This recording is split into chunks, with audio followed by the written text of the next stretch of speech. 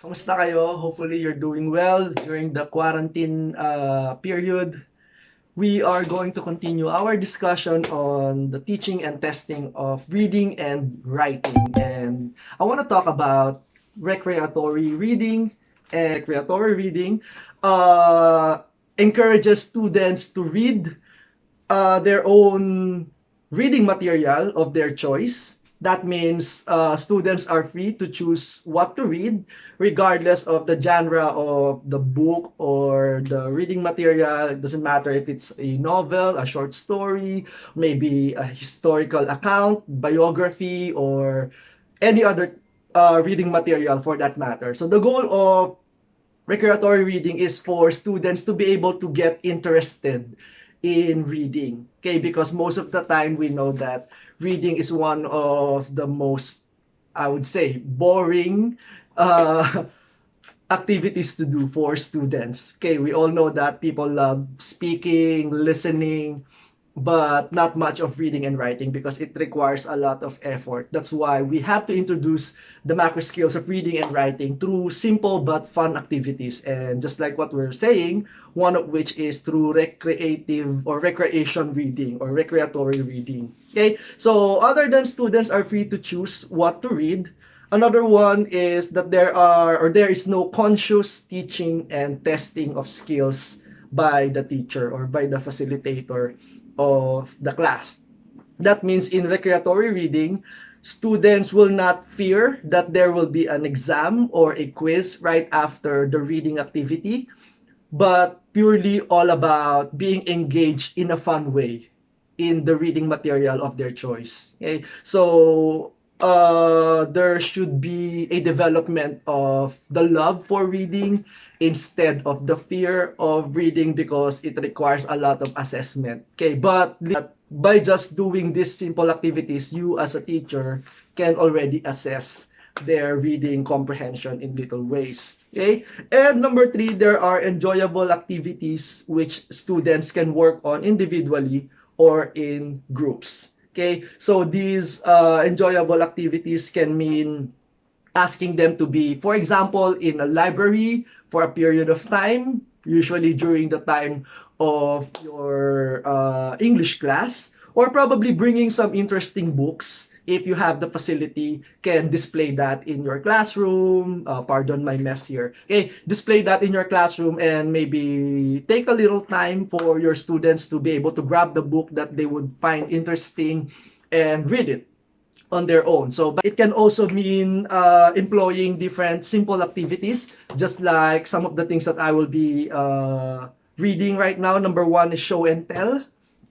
Show and tell means students are asked to bring probably a reading material or a book of their interest and just show it to everybody and talk about what interests them the most about that reading material. So this reading material should not always mean something related to the class, okay, like a language or a literature piece. Okay, it can mean any other book. Okay, I want to show an example of a show and tell. This is one of my favorite books when I was younger. I'm still young, so when I was younger, this is my first picture atlas. Okay, so this book interests me the most because I love looking at maps. I maybe not just love maps, but I am obsessed with maps. Okay, I like looking at different territories, different spaces, and finding the location, finding the boundaries, looking at the capital cities. I am very much into geography, okay, to world geography. I love looking at continents and looking at the sizes of territories and location, and by that, it develops my interest for different places. It develops my interest for traveling and looking for different people and different cultures, different languages. Okay, so that's why I brought this book because I want to show how interesting it is to be exposed to different maps and later on develop your interest on different places. Okay.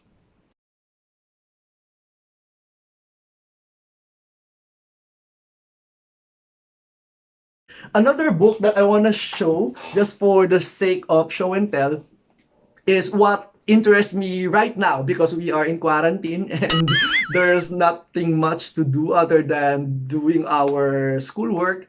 Another thing that interests me the most is this one. I'm trying to learn, okay? So don't judge me. I'm trying to learn German, okay? So this is one of my bucket lists, I would say. I don't know if I can do this. I am basically in the very beginning of everything. So I can probably remember as simple as Guten Morgen, or I don't know if I'm pronouncing it right, or Guten Tag, or Dankeschön, or Auf Wiedersehen. Okay, that means goodbye.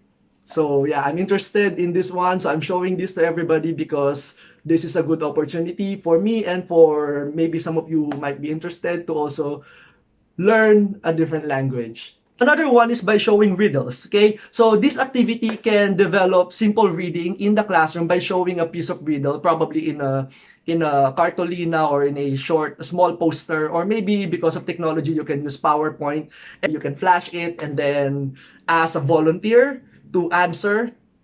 And maybe you can also do it in a form of a contest, so group 1 and group 2, and whoever answers the correct read you can whoever what am I saying, okay, whoever can answer it correctly will give points, will earn points, okay. And okay, another thing is using brain teasers. Okay, brain teasers are simple. It's a simple activity that would develop not just reading but also a little bit of comprehension for our students. And I want to show a sample brain teaser. I wrote it here, 2 samples of brain teasers. Number 1 is this one.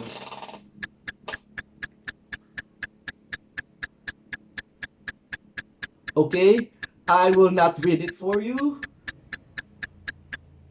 That's the first brain teaser. So if you know the answer, I will not say the answer here in my video, but if you know the answer, probably you want to comment it down below. Parang vlogger lang, no?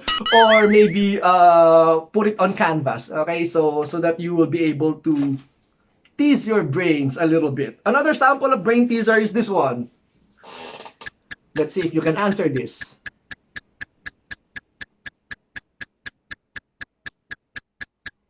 All right. If you know the answer, maybe you want to think about it right now.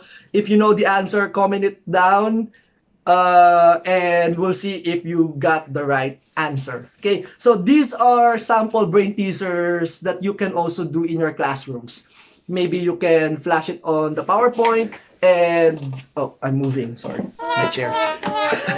Okay, and ask your students not to read it, you will not read it as a teacher, but ask your students to read it for them to be able to answer it. Okay, so brain teasers can develop simple reading, enjoyable, fun reading, at the same time a little bit of comprehension for your students.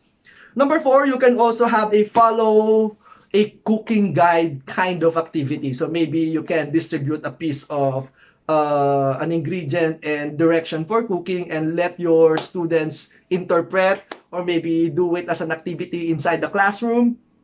Another one is by explaining directions. So you can give them a direction and maybe you can have a question and answer activity inside the classroom to be able to test if they understood the directions written on a piece of paper. Okay? So in summary, we are doing this because we want to make reading as a choice for our students. Number 2, reading should be stress-free for our learners. And lastly, just like what we said, reading should be fun for our students. All right, so that's it. Hopefully you learned something in our short video today on the teaching and testing of reading and writing. And of course, another note, side note, don't forget to pray for our countrymen and of course for those who are dearly working hard for our safety, our frontliners. And also please stay home. Don't forget to always be healthy during these times and always build each other's hope. Okay, maraming salamat and hopefully I will see you personally as all of these things would come to pass. Thank you and I'll see you next time.